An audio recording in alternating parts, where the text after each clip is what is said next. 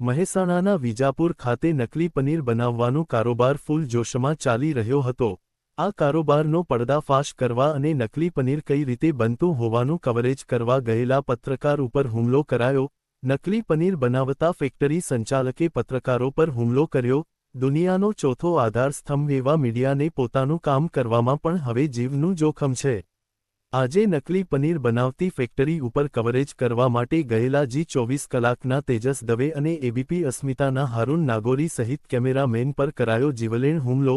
આ બનાવને લઈને પત્રકાર આલમમાં રોષ ઉઠવા પામ્યો છે। હિંમતનગર હાઈવે ઉપર ડિવાઇન ફૂડ નામની પનીરની ફેક્ટરી ફૂડ વિભાગે ઝડપી હતી। તે અનુસંધાને મીડિયાકર્મી પોતાની ફરજના ભાગરૂપે કવરેજ કરવાના હેતુથી ગયેલા હતા।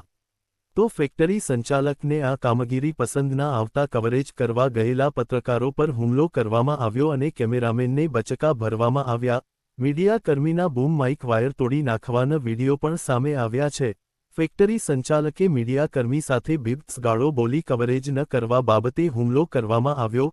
ભેળસેળ યુક્ત બનાવટી પનીર અમદાવાદ મોકલવાતું હતું। તેની સંપૂર્ણ માહિતી સાથે પત્રકાર કવરેજ કરવા માટે સ્થળ ઉપર ગયેલ, પરંતુ ફેક્ટરી સંચાલકને આ બાબતે પૂછપરછ કરતા મીડિયાકર્મી સાથે બીભત્સ ભાષાનો ઉપયોગ કરી હુમલો કરવામાં આવ્યો હતો, જે વિડીયોમાં સ્પષ્ટ નજરે નિહાળી શકાય છે। આ ફેક્ટરીમાં મહેસાણા ફૂડ એન્ડ ડ્રગ્સ વિભાગે બનાવટી પનીરની ફેક્ટરી ઝડપી અને કાર્યવાહી કરતા પામોલિન તેલમાંથી પનીર બનાવતી હતી, જેમાં ઇન્ડસ્ટ્રીયલ ગ્રેડનો એસિટિક એસિડ વાપરતા હોવાનું માલુમ પડ્યું હતું। જ્યાં 1,29,800 રૂપિયાનું 649 કિલો પનીરનો જથ્થો અને 32,130 રૂપિયાનું 238 કિલો પામોલિન તેલ જપ્ત કર્યું।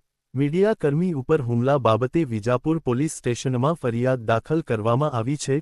પોલીસે આરોપીની ધરપકડ કરવાના ચક્રો ગતિમાન કર્યા છે। બીજા આવા જ સમાચાર જોવા માટે અમારી ચેનલને સબસ્ક્રાઇબ કરો, બેલ આઇકોન બટન દબાવો, લાઇક કરો અને શેર કરો। સબસ્ક્રાઇબ કરો, બેલ આઇકોન બટન દબાવો, લાઇક કરો અને શેર કરો।